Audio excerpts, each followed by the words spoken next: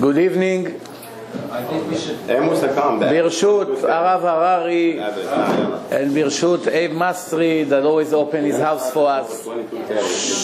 All cell phones. And Netzach Israel organization and yeshiva and all the holy work that they do. I have the privilege to be the guest speaker here tonight.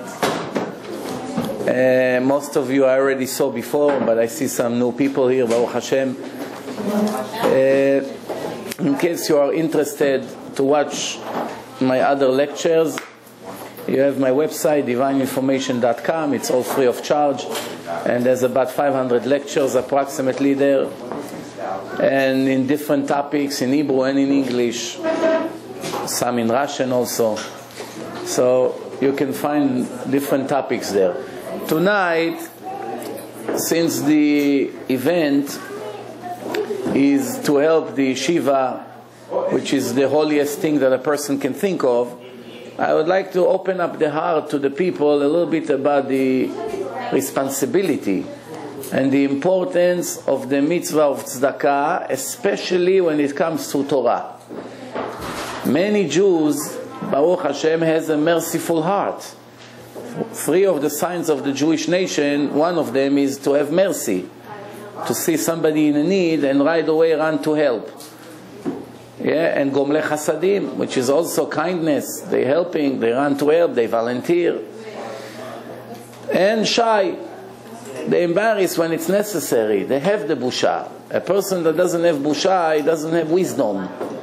Busha, embarrassment, shame. Shame, it's the beginning of wisdom.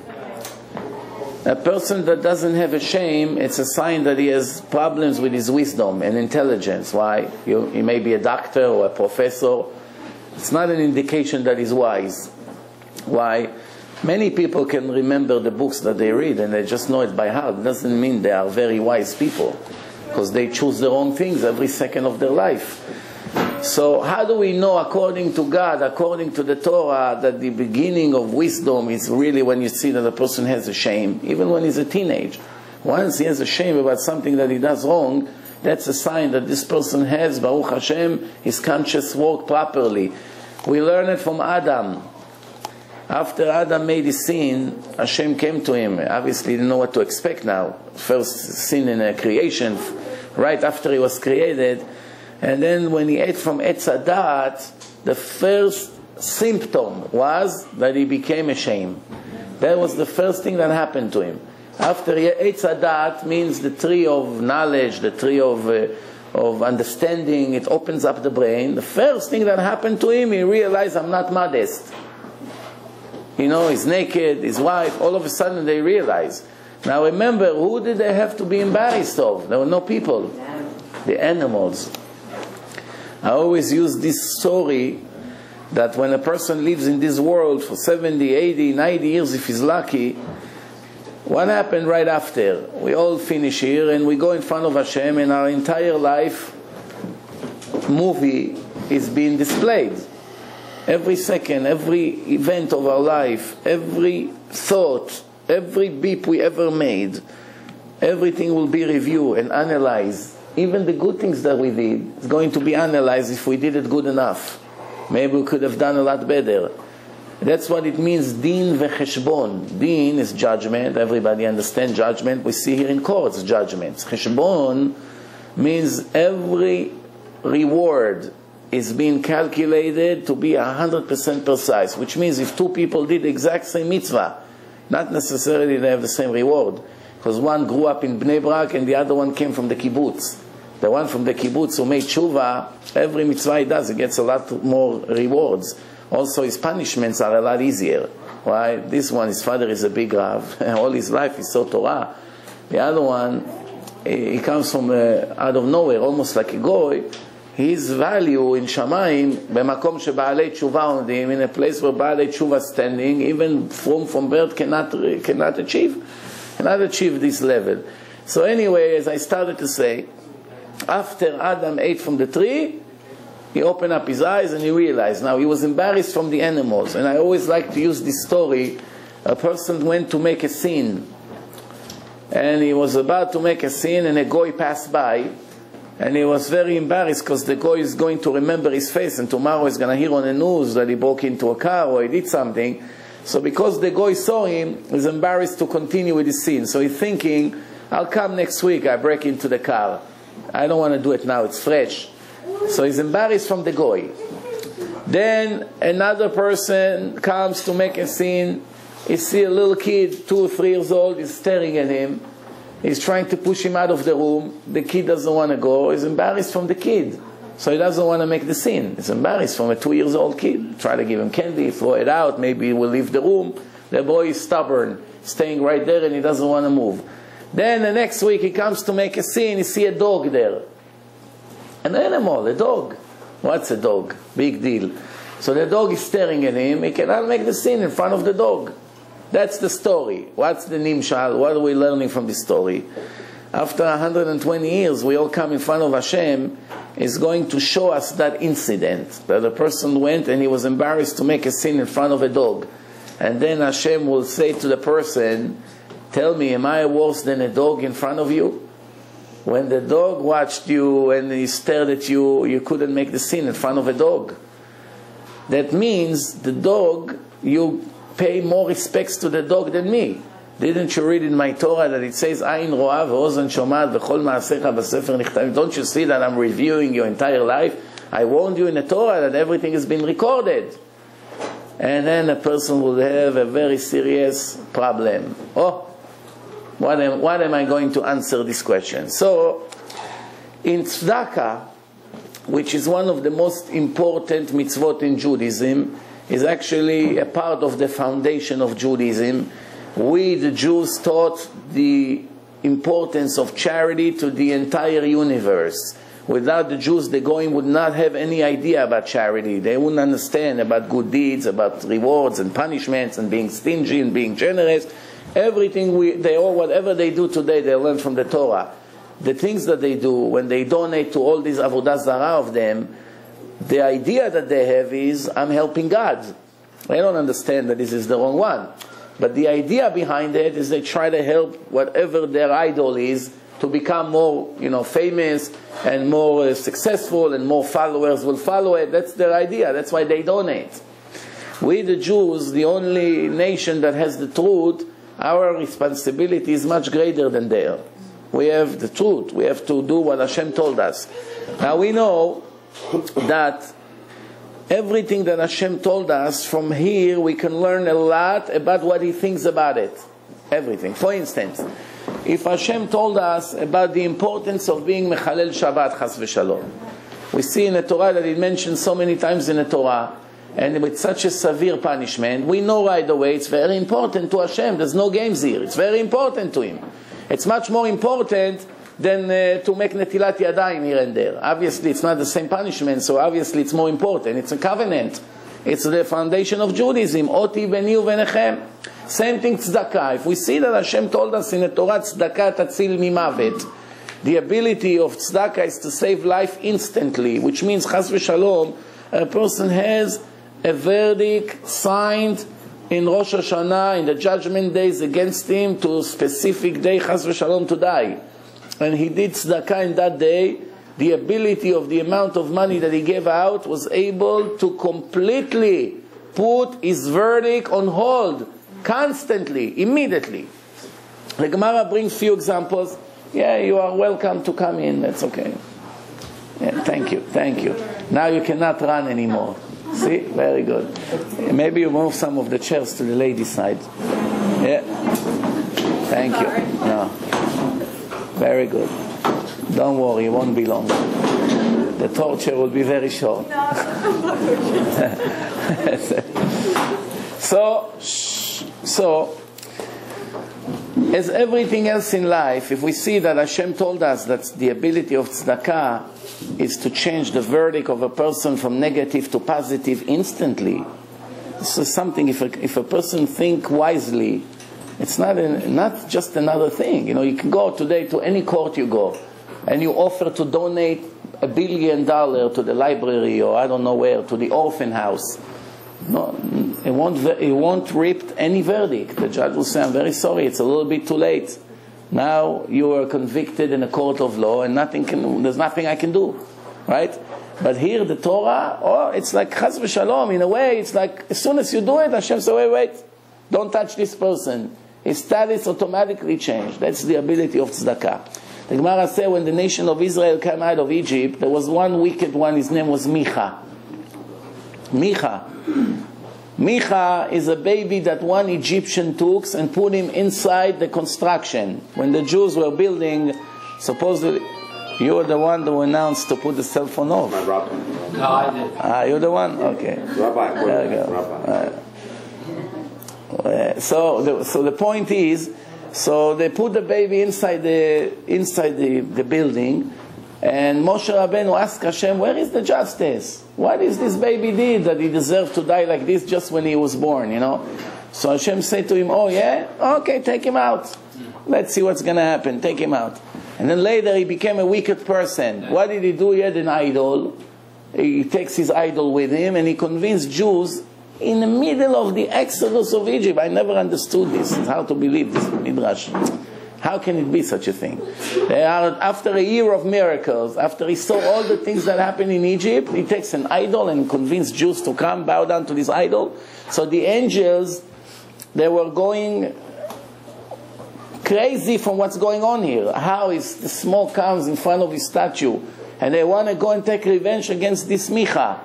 And Hashem said, leave him alone for now. Don't touch him. Why? He's bringing guests into his home. He's feeding them. He's a generous person. He's doing chesed, mitzvah, tzedakah. Don't touch him for now. Even though everybody knows that avodah zarah is not just another sin. So you lose your Judaism. You lose your identity. It's basically, if you read in Shulchan Aruch, what's the, I don't want to say punishments, what's the status of Oved Avodah Zarah? Cannot be a witness, cannot touch the wine. There's a lot of problems with him. No matter what, since he's feeding the guest, nobody can touch him. Also, when it comes to tzedakah, there are levels of tzedakah. Levels.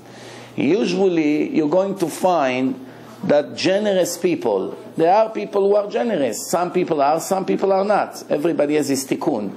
The people who are normally very generous and they give millions of dollars to tzedakah. Millions of dollars to tzedakah. These people, 99% of the time, if you review exactly where they give their money to, you'll be amazed. Almost all the money goes to a waste. Almost all the money goes to a waste. When finally there's a kosher institution that wants to make a building to save children, to teach them, to give them the foundation, to give them future, like this great organization is doing, it will be very difficult to find them to open up their wallet and write the checks. But if you come and say, I want to do this party, and I want to do this, and I want to buy this, and I want to do that, usually in that case, right away, they'll give the money. I see it myself all the time. When I tell people, you know, when we give out DVDs, it makes a lot of Jews Shomer Shabbos. We're saving souls. Most people don't want to give a penny for it. The same people, and a minute later, they'll write a $10,000 check to a Hanukkah party for donuts. What's the comparison? $10,000 for Hanukkah party or 10,000 DVDs to save hundreds of souls, you know. So I guess it wasn't clear, the message. So right away here is an opportunity of a person that finally gave.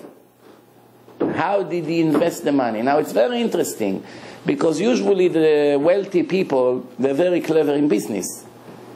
In business, they are very sharp when they know where to invest their money. So if they need to buy this stock or that stock, usually they'll know which stock to buy to get a lot of profit on their money. But when it comes to spirituality, it's not natural. The Satan confused them. When they finally wants to give to a kosher place, there's a lot of interference. Not everybody has the zchut for it. So this is an opportunity. Today, unfortunately, all the organizations, they have to do Chinese auction and to do all kinds of ways to attract people to give them money. But reality-wise, Jews that knew the Torah and the importance of tzedakah, they should have run after the rabbis. Not telling them, I'm making an event, we're giving out gifts, if you help us, we'll give you this and this and that. The opposite. We shouldn't accept anything. So I don't want anything in return. Just tell me what you need. I know one billionaire that he told the Rosh Yeshiva in Muncie, call me only when it's urgent. Call me only when you've tried everything you can and you couldn't get the money out somewhere else, then you call me and then I'll help. So I told somebody to go and tell him in my name, the world is crooked, doesn't make sense. Instead of you running after him and say, can I give you more? Allow me to give you more. You telling him, call me only when... You should have run after it. It's the best investment. Torah, it cannot go wrong. It cannot go wrong. Every one of these kids that eventually become a learner, you continue to benefit from them for 70, 80 years, and then from their children, and then from their grandchildren, and it can be hundreds of generations. Hundreds of generations. I'll give you an example. You know, the Midrash brings a story about Rabbi Shimon. Rabbi Shimon. No, what story about? He wanted to know in Olam Haba, where is he going to be? And what level? Important people, they have the right to ask questions about Olam Haba. What are we going to say, Hashem? Show me where I am. The more ignorant the people are, the more certain they are that they have first row in VIP in Olam Haba. You should see, the more people do not know anything about Torah and about Hashem and about everything in the Torah, they are 100% confident. I have a special place on the stage, right between Moshe Rabbeinu and Rabbi Shimon Bar Yochai. The more people learn Torah, they realize, Hashem, now when I know what needs to be done, I'm so embarrassed from you. There's so much more to do. So he wanted to know where he's going to be. So, guess what happened? They showed him from Shamayim that he's going to be together with a caterer. Caterer. So he got very upset. Me, one of the biggest Tanaim, I'm going to end up with this caterer that cooked chulent like this and served the plate. What's going on here? Doesn't make sense, you know. So then he wanted to investigate why this caterer is in the same level in Shamayim like him. Doesn't make sense.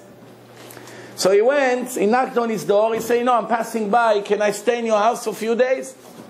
The caterer was a Jew, a generous guy, so of course, Rabbi, sure, here is the room, no problem. He started to follow him.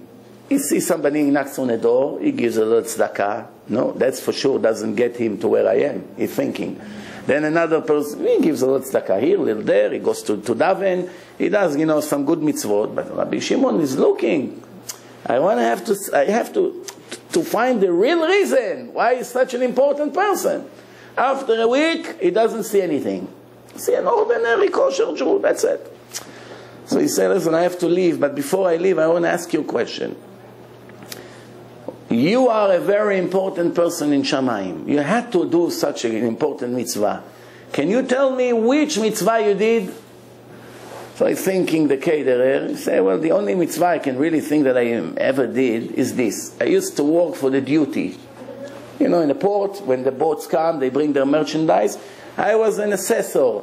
I go, I review the merchandise, and I decide how much tax they'll pay for the king. I evaluate everything. That's my job. I was working there. One time a guy with the boat, is the captain of the boat, he comes there, and he say, hey, Jew, come, I need to talk to you. I say, yes. He say, I have an important merchandise to sell you with a bargain price. So he says, okay, show me the merchandise. I say, no, you cannot see it. You have to trust me. You see me here every week, I come, you know me. Don't worry, I'm not going to sell you, a question mark here. I'm selling you something very solid. So how much you want? He said 10 coins of gold. Let's say like today, $10,000. $10,000 you want and you don't want to show me the merchandise? Come on. So the guy said, you know what? On a second thought, I don't want 10, I want 20,000. No, 30. He doesn't even have time to think. Right away it became 40,000. 4 times more than what he started with. So the Jew thinking, this guy wouldn't have such chutzpah to come. With the 10 I hesitate. Right away he raised it to 40. It had to be something good. He said, okay, I'm buying. He had money. I'm buying. He said, okay, come, I'll show you the merchandise. I take him to the boat. The boat has a cover. The floor of the boat is all cover. He picked up the cover. He see 200 Jewish boys and girls with handcuffs. Prisoner, they're all handcuffs underneath. They cover, they're all shaking like this from the cold weather. They say, they're all yours. If you wouldn't make the deal with me, in few hours, I'll dump them in the middle of the ocean. Like this, to die. You can have them now. So now, finally save them. One thing to save them, now what are you going to do with them? 200 kids? People don't want to have more than 5 kids today. Rabbi, it's too much. Tuition, this, that. 200 right away have to raise now. Besides his own children. In Hebrew we say, המתחיל במצווה אומרים לו גמור. You're already in this mitzvah, משמיים גלגלו. Right, you gotta continue. So he takes them to his house. He brings 200 children to his house. He raised them. When they get older, he makes shidduchim between them. Matchmaker now. And he makes shidduchim. And this couple got married. This got slowly, and he supports them financially. Then there was one of the girls, a beautiful girl. Very nice, with good midot. He liked her very much to be his daughter-in-law. And he has a nice son, Talmid Chacham. And he saw this girl is perfect for my son. So he says to his son, come, I want you to date her and get engaged. We'll make you a wedding. So, she's very shy. She's embarrassed to talk because she is grateful to this caterer. She's embarrassed to talk, so she doesn't say a word. They make a l'chaim, everything is fine. All of a sudden, you see a guy there that used to be very happy until that day is very depressed now. Very depressed. So he comes and says, what happened to you? He says, I know, I'm embarrassed to talk. He says, well, he says, I got engaged with her before your son. She's my love, and I'm her love, and we had dreams that when we can afford, we'll be able to get married. So he said, why didn't you tell me before? Now it's too late. We make a party and this and that. So the guy said, I'm not saying anything now. I'm giving up. You expect me to be happy? I'm not saying a thing. You're the boss here. You raised us. You saved our life. I cannot make a beep. But he has the heart of a Jew. He doesn't feel comfortable. He said, listen, I make it up to you. I give you $10,000, 10 coins of gold. You'll be rich. Don't have to worry. Your future is set. No, it says the money won't convince my heart. It's a matter of heart. I cannot control it. 20, 30, 40, 100,000 he offered him. More than the entire deal. The guy said, Rabbi, it's not about money. It's just, have your son enjoy, no problem. So he comes to his son and says, listen, we made a mistake. She didn't say anything, I don't know. But he was first. They got engaged. So you have to give her a get misafek. You never know, just get rid of her, There's nothing you can do. So the son said, okay, if that's the case. So he said, okay, so my son left her alone, and I married her anyway with the guy, and I still gave him the money. Not the full amount, but I gave him the money, and I put him in home together, and I helped him out. And I married all of them. So he kissed his hand, he said, I was worried that I'm with you in Olam Haba. Now I see that I have the zchut to be with you in Olam Haba. That's the story. What do we learn from this? He saved 200 guys and girls. That's it. 200. He's already with Rabbi Shimon Bar Yochai in the same level. We help yeshiva, right? Let's say a person gives the yeshiva check every month from his maaser, every month, 1 year, 2 years. It adds up to a lot of money. With this money, the yeshiva designed the future of many more kids than 200. Can be thousands, right?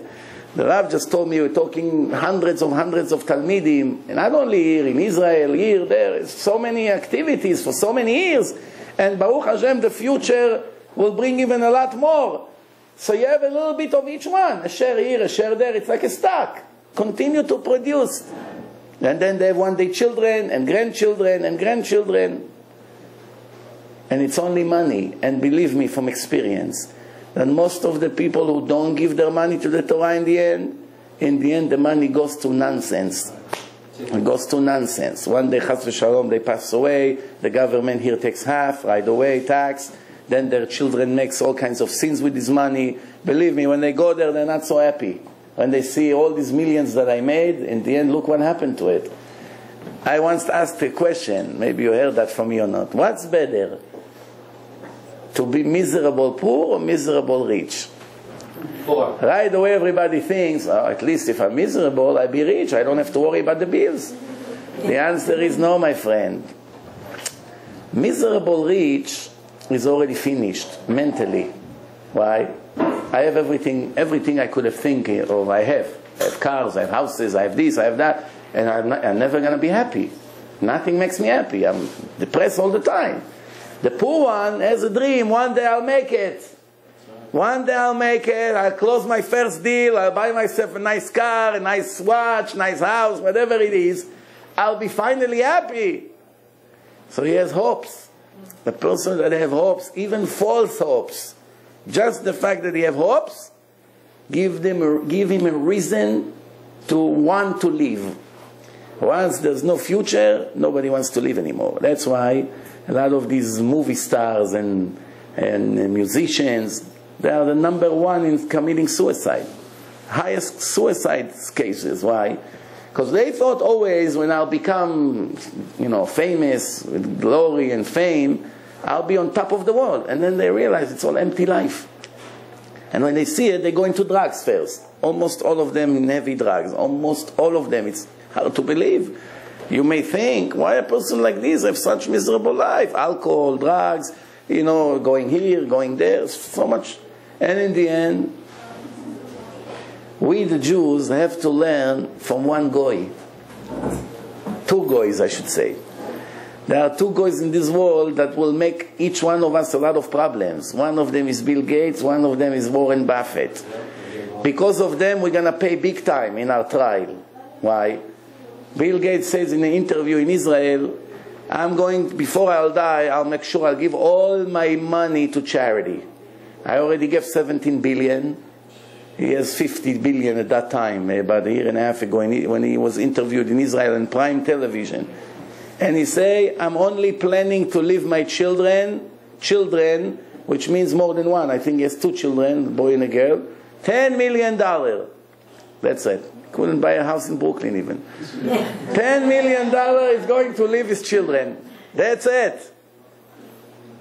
I don't know if he meant 10 to each or 10 to both of them. It's not relevant. 50 billion is going to give to where? To Africa for medicine, education, this, that. He doesn't understand Torah. In his idea, he's trying to do a good thing. Same thing the other one, Buffett. You understand? And now all of a sudden, they ask them in interviews, what's your success? What's your secret? They're all starting to answer the same answer. Because we give all our money to charity, so we are blessed. The Goyim say it. Hashem put words in their mouth to wake up all the wealthy Jews. Not that there's no wealthy Jews that likes to give out. Of course, there are Baruch Hashem generous ones. I tell you something. I saw an interesting story. There is I have a coffee cup. And I take this coffee cup with me. I'm a little bit embarrassed, but I was planning to bring it in and show you the coffee cup. It's this cup that keeps the coffee warm for a few hours in a car. What's so special about a coffee cup? How much a coffee cup costs? $5? Why I like this cup? This cup was given to one of the richest Jews in the world when he gave a check to Yeshiva University for $100 million in one shot. It's the biggest donation in the history of all activity, all charity. Nobody remembers a one-shot donation in one shot for $100 million. And he gave them $100 million. And they gave him a coffee cup. And Hashem gave me the coffee cup. It came to my hand, this coffee cup. That's why I always look at this cup. I say, wow, this cup is a result of $100 million that went to yeshiva. Yeshiva, it's not exactly yeshiva like we have here, but still, they learn Torah there, they learn Gemara. Some good things happen. There's only one problem. Madoff took all the money. Wow. They lost $104 million by Madoff. That's what they reported. Maybe they lost more. Don't say, oh, everything has a reason. I always repeat this and people have to realize it. If you are able to give money to yeshiva, to tinokot shel bet rabban, that learns Torah with no sins, because even if they make sins, it doesn't count, because they're not bar mitzvah yet. If you're able to give money to an institution like this, when we all gathered here tonight for this, then you know Hashem loves you for sure. Why? Because He got you the best stocks in universe. Then you know. It's like, imagine Bill Gates has, I don't know, 500 companies, and one of them is really profitable, the stock. You don't know. And he comes and say, buy this stock only. Buy this. There's a lot of good ones. This one is the best. Buy it. And you know, Bill Gates like you. Why he tells you this? It's like almost an inside information. Same thing here. If you know, after all the resistance of the Satan and the Yetzer Hara, that your money is able to go to Torah of Tinokot Shel Bet Rabban, kids that learn without a sin, or to save souls, to take Jews out of their darkness, spiritual darkness, and make them through, make them religious, that now they be able to be closer to Hashem, then you know you are in a very special VIP league in Shamayim. Why? Because most people don't have the zchut. They'll give money to a lot of causes. But when it comes to these two important things, you see, it's not going for them. Why? Because it's a big gift. You have to understand, if a person marries a Chinese woman and he has goyim kids, Hashem is not so interested that he's going to be the one who sponsors all the Torah of the yeshiva. They came to Rav Yaakov Kaminetsky, Zecher Tzadik Livracha. One Jew, Yeshiva Bet David, moved to a bigger place in Monsey. It's one of the main yeshivot until today in Monsey. Yeshiva Bet David. So everybody knows it in Monsey. Big yeshiva, big property. One, they didn't have money. They didn't have money to finish the building. They started, they got stuck. So one guy offered them to give the entire amount. We're talking millions of dollars here to finish the building in a week. I give everything. In one condition, I want my name to be on the building. That's all. That was his condition. So they came to Rav Yaakov Kaminetsky and they told him, Rabbi, what should I do? He said, it's a big chilul Hashem. Big chilul Hashem that a name like this will be, and everybody in town knows who this person is. Just a person that go and betrayed Hashem, now is going to clean his conscience by giving money to tzedakah. It's not so simple. You have to consider if you want such a chilul Hashem. So they say, okay, Rabbi, let's assume we convince him to take the name off. Nobody would know. He say, you're never going to have blessing with his money. If you trust Hashem, Hashem will send you kosher money. And they told that guy no, and 2-3 weeks later they gathered from different sources, and today's holy yeshiva produced many rabbis. Big test. Big test. I tell you something. To be a Rosh Yeshiva today, it's to be a fundraiser, unfortunately. Unfortunately. Why? People are hiding. They don't want to come to help. They're hiding. Only you have to beg them, come, wait for them by the door, by the office. It's an embarrassment. One guy came to Rav Chaim Kanievsky, said, Rabbi, give me a blessing. I'm going to America for the first time to raise funds. First time. I don't know anything. No English, no connection. I don't have an address. I'm throwing my trust on Hashem. Ashlecha al Hashem. Ya'avcha v'hu yichalkelecha. Hashem is going to support me, I hope. Give me a bracha. I'm going for the yeshiva. I'm in a deficit of $50,000. If I don't get it in a week or two, I got to close the yeshiva. I cannot pay the bills. The rabbi gave him a warm blessing, and he comes to America for 3 weeks. One embarrassment after the other. After 3 weeks, he hardly covered the ticket. That's how bad it was. He's sitting back on a plane back to Israel, depressed. He said, wow, I gave my heart for this. How am I going to come back and tell the people? How am I going to tell the people that I cannot pay them the salaries, I cannot pay the bills, I cannot do anything? So guess what? He comes to Israel, he said, listen, I have 10 more days. 10 more days to be here. Let's see, maybe Hashem is going to do a miracle.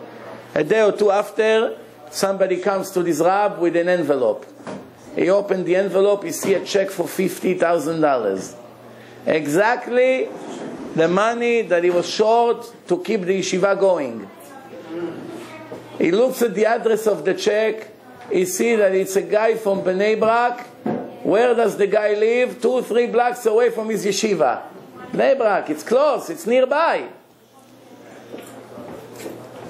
So he's thinking to himself, what's going on here? I went in America, running from one place to the other, meeting people, waiting on lines, doing this, doing that, nothing. In the end, my salvation came from across the street. Right away, he ran to Rav Chaim Kanievsky. He said, Rabbi, what's going on here? Well, I left my family, I left everything, and in the end, I had the money right here. So the rabbi told him something that is very important for us to understand, for it applies to each one of us, to everything we do in our life.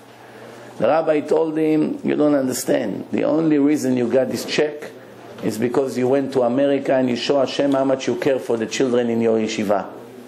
After Hashem was convinced that you passed the test, you're willing to leave your family, your children, to run, to knock on doors. You're changing your entire life. After he saw who you are for real, he doesn't need the money to come from there. The money is here. Somebody came to me, asked me where to give. He made a good deal. I asked him, how much is your master on the deal? He said, $50,000. I have the right address. Go to here, give the check. So the money came from this neighborhood. But he only came because he went to America. Same thing here. If we show Hashem that we care, we put our efforts, sometimes somebody else will do the job, but it's our zchut. Sometimes you start. You start. I want to tell you, you know, Rav Kook, there was one Ashkenazi rabbi, he has a lot of Hasidim in Israel, Mossad Rav Kook it's called. They follow him. His wife was Isha Tzadeket. She saw a Moroccan Jew walks in the field. An immigrant that came from Morocco. Listen to this story, hard to believe. She saw that this Moroccan man is religious. He eats, he makes bracha, he drinks, he makes bracha. The other workers, not all of them were religious. So she invited him for lunch. She saw he's working very hard. She gave him cold water. She said, do you want to eat something? I'll make you something to eat. So as he's sitting, she sees he's very upset, very depressed. So she told him, why are you upset? Tell me, has any problem? Maybe I can help you. He was an immigrant. Doesn't know anything. He said, yeah, they took my son. They took my son and they put him in a kibbutz. And I have no rest in my mind what they do to him now, what they feeding him. If he learn, there's no Torah there. I heard very bad things about the kibbutz. I've never been there, but I heard so many bad things. I'm afraid to even see what they're doing to my son. You know, we're all religious. So she asked him, what's the name of the kibbutz? So he told her where the kibbutz is. So he ran. So she said, I'm going to run there. If I'll speak to your son, he's going to agree to come with me to yeshiva here. I'm going to put him in yeshiva. He said, of course. He likes to learn Torah, you know. So she went to the kibbutz. She spoke to the kid, and she told him, I want to take you to my husband's yeshiva. You want to come? So the kid said, yes, get me out of here. I don't like it here. She got him out of there, and this kid became the biggest machzir b'tshuva in the world. The one who started everything. Before Rabbi Amnon Yitzchak was around. Way before. Who is he? Rav Reuven Elbaz. 200 institutions he has in Israel. Most of them of Kiruv. Big yeshiva, 8 floors in Yerushalayim. 8 floors. 4 under the ground, 4 above the ground. All Baalei Tshuva. Some of them jet pilots. Jet from the army. All these big pilots. One after the other. He made them religious. He started everything. He has hundreds of students that are making other religions. All of it goes to her account. What a lucky woman. She went to took the bus. How many hours? 3, 4 hours, 5 hours? A whole day. She cared for a boy. Hashem paid her big time. You understand? We do not know. We can save a boy today here. You never know. 20, 30 years from now, it can be Gdol Ador. Gdol Ador. Gdol Ador it can be. You never know. If you do it, you know, how does Hashem decide what money goes to what kid? If 100 people donate to the yeshiva, and only 10 kids of the yeshiva became big rabbanim, what about the other 90? They stay religious, but nothing special. How does Hashem decide what dollar goes to which kid? Because some kids are more productive. Again, it's like a stock. How? Depends how you give it. If you give it after the rabbi beg you and you put his pride down to the ground, you lost most of your mitzvah. If you wait until he comes to you, you lost a lot. Not all, a lot. If you run after and you give, you know, I have a guy that's donate money to the CDs. I went to pick up a check from him yesterday. He showed me his balance in his account. I said, so why are you donating? He said, can I say to the children of Hashem, don't come to become religious? I'm going to find where the money to come. Well, just hold the check for 3 days and let me see where I'm getting the money to cover for it. And I have people, believe me, that I had them zchut to make them religious, and they loaded with money. They don't know where their money is. They don't give $1. And it shows you that even when a person does it from his stress, from his pressure, it counts a lot more. I will finish by telling you this. The Torah says, Yafa sha'a achat b'tzahar mimea shelo b'tzahar. It can be one Jew that gives $100 a month and a Jew that gives $100 million a month. If you ask everyone who counts more tzaddik, everybody will say the 100 million. Not necessarily. Not necessarily. Because the one who gives 100 could be a student and he only gets $500 a month and he gives 100 from it, which is 20%. 20% of his income he gives out. The other one makes $1 billion a year. He didn't even reach his master. His obligation he didn't reach. His obligation. And I always tell the wealthy people, do you think Hashem gave you $100 million to buy another house and another car and another fur coat and another watch and another this and another that? That's what you think Hashem gave you the money? Just take what you need to live comfortable life and start to invest all the rest of the money to prepare yourself for the next life.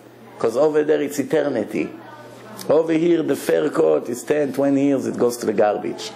The watch is going out of style 2 months later. The car, it dies after a year or two. Everything is temporary here. The stocks in Talmud Torah stays for eternity. Even Chas v'Shalom, if one day the Talmud Torah close, the production is already in your pocket. The kids that graduate, they continue to learn in other places. You continue to earn from everything they do. Couldn't be a better investment. Bezrat Hashem, I hope that the people, not only the people who came here tonight, the people who will watch it later in a website, in the internet, and on the CDs, they will remember that we did this lecture for the success, for the future building of the yeshiva and the mosdot of Netzach Israel institution of Rabbi Harari, Hashem Yishmereu V'Yechayeu, that runs around and try to make these kids with a better Jewish future, Bezrat Hashem, should all gather together to help. Thank you very much again to Mishpachat Masri. I always here to come here. I enjoy. I know come here. I know you open your heart and I enjoy to come here. Thank you very much for coming. Good night.